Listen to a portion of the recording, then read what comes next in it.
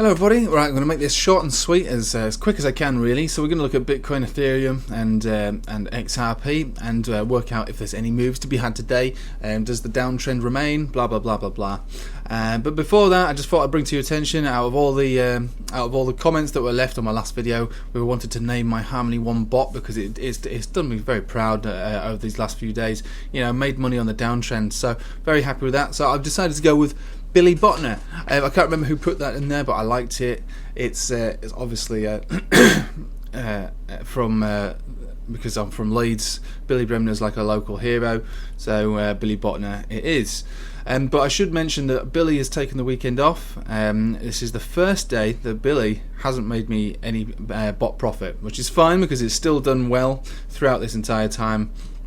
It still made me money in that downtrend, and the reason for that is because Harmony One is obviously a low sat coin and the volume is kind of drying up, so the orders are not getting filled. I mean, I chose this on purpose in the short term because it was a low sat coin and each tick is going to be worth a lot of money. But at the moment, when the sentiment is drying up from the market, sort of low sat small cap coins probably not the greatest at the moment. However, you know, when the volume pours in again, it'll do all right.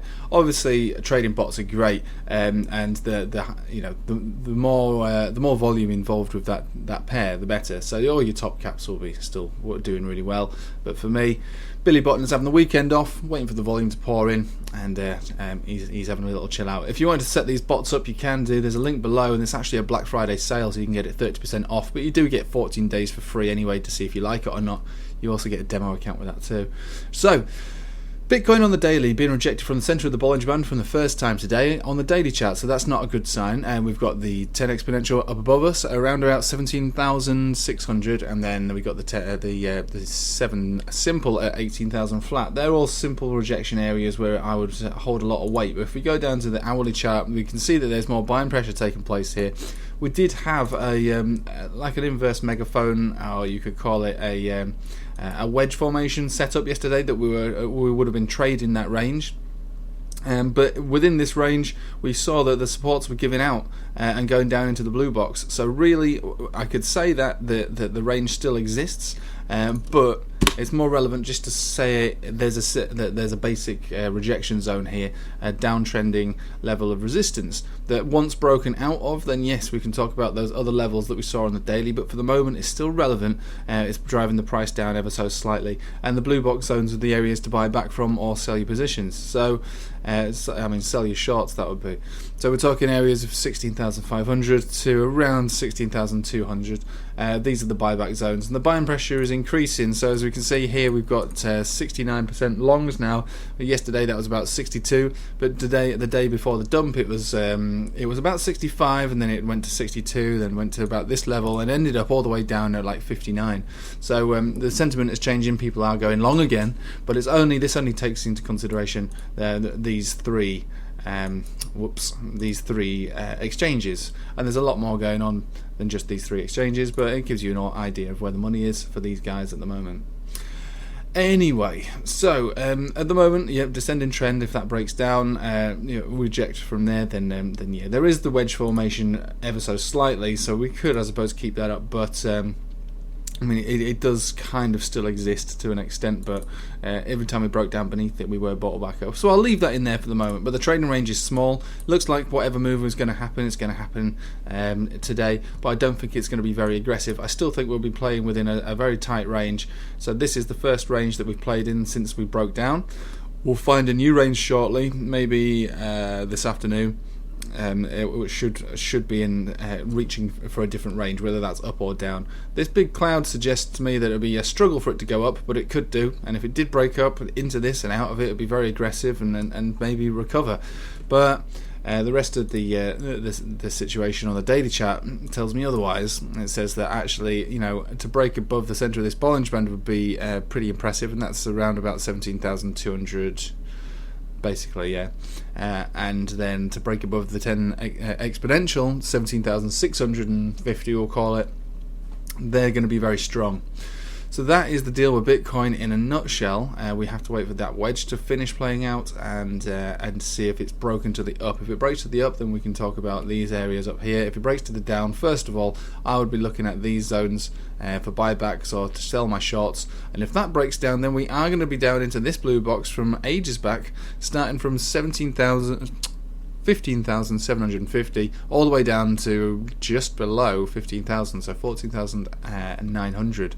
But again, that is a far distance from where we are at right now. And with the buys increasing, that's the top zone, that would be 7%, all the way down to the bottom, that would be a 12%. I don't think we're ready for that right now. Not over the weekend, where people like to sit down and buy like mad.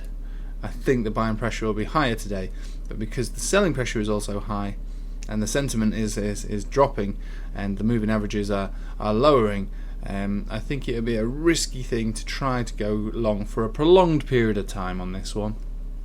Again, with the XRP, is a very difficult one to call as well, because what we see is the same kind of posturing, but the moving averages are very different. We still got uptrends here on all these. Even the 10 exponential moving average is uptrending still. It's not curled over. And the first level of rejection is at the first ever moving average that we would consider to be breaking down beneath. So this could mean one or two things. It could mean that if we break above here and close above here, then we have another run, another rally. So that's the 7 simple moving average, around about 58 cents. And if we break above there, then it could rally and maybe go back to the all-time high of this year, that was.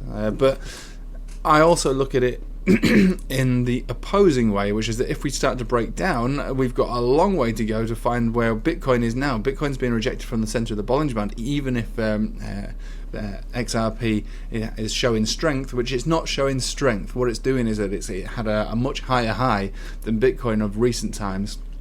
So these moving averages are a lot further away than Bitcoin's were. So in order for us to get down there, we have to break down even further, which means that if Bitcoin breaks down, then we will break down with it, and these are the areas that we'd be likely to go down to. So we'll be coming down about 30% to the upper 30 cents area. Big deal there. So it's a risky business going along on this one. I would not touch this one, to be honest with you. Not right now. It's too volatile, too crazy. It could go either way, and whichever way it does go, it'd be very aggressive. It's not for me.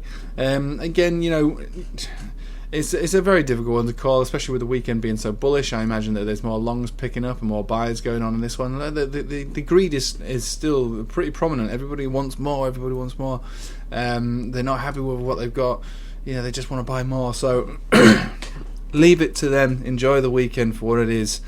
Don't go crazy, because I think we will have some big moves, but I don't think they'll be relative to the formation as a whole, which in my opinion is a consolidation that should take a few weeks to play out and end up lower. So it's up to you guys what you want to do. I mean, I'm just giving you my forecast, and basically Ethereum just doing exactly the same as Bitcoin. Whatever Bitcoin does, Ethereum's going to do. The chart is almost identical. We have the support, the rejection zone here. We have a blue box zone here, which got respected at the bottom twice here and at the top here. So the buying pressure is again high on Ethereum. But until we break out of this, and this is just for the short term, until we break out of this, there won't be any higher highs than that. And again, because it's descending, I can't give you an exact figure, but I'd say anything above a closure on a maybe even a 1 hourly, but ideally a 4 hourly or more of $520, then we might have continuation, probably only up to about 560, but that would be what I'd be looking at. If we were to break down from here, then I've got this little white line here coming in at roughly about $450. That's where I'd expect the next buyback zone to be if this one were to fail. But again, the buys and the longs are definitely increasing, so this is just an example of what's happening today. I don't think you should take too much notice to that. I just used that on that very first call for the top, when I said, I'm getting out here, the top's in, blah blah blah. I just thought I'd bring that to your attention at the time because it was showing a dramatic decrease in longs and increase in shorts, and I thought that it'd be worth looking at. It's not something that you should look at religiously every day. It was just another little thing that I decided to look at on that day to recognise that the top is almost certainly in at that point, when I saw that the change in shorts were going up and the longs were decreasing. So don't religiously look at blockchain whispers and go, oh my god, the longs have gone up. And it's not really the way to do it. It was definitely useful on that day because it showed a dramatic decrease over a very short period of time of longs. But today, it's the weekend, we've hit some lows, the buybacks are strong, but again, when in doubt, zoom out. We've come up all this way, a parabolic top, likely to find consolidation into this blue box at least, if not down here over a period of weeks to months. So this won't be without pumps. Don't get me wrong. I'm not a bull, I'm not a bear. I'm just trading every range I can. I'm giving you my thoughts on the matter, and these are my thoughts. That we did a big dump. Now with every big move, you will get an opposing side to that. From the top to the bottom, that was 17%. So you can't generally have a 17% move down with a strong asset like Bitcoin without a bounce going up. You've heard of dead cat bounces. Even a dead cat will bounce. Bitcoin's not a dead cat, but it is bouncing, obviously, because it dropped so massively over a 24-hour period. So you will expect to see bounces and buybacks. You definitely will, but that doesn't mean that the top is not in. I mean, there is a chance that we could go back to $20,000 this year, but I'm not really seeing it yet. This is like I say, the main indicator is Bitcoin. Bitcoin is below the 7 simple, the 10 exponential, the center of the Bollinger Band, and they are facing down. We also have a cross on the MACD. It's not looking like, to me, it wants to bounce a great deal higher than 17,600. So I'll leave it with you there, and thank you for watching. Like I say, set your links up for the bots below. I've got other links as well that you might want to take advantage of, like 20% off your trading fees with Binance. I've got links for everything, so just have a little look below, and there's basically all kinds of deals with each of those that you can take advantage of. Thanks for watching. Have a nice day. Take it easy.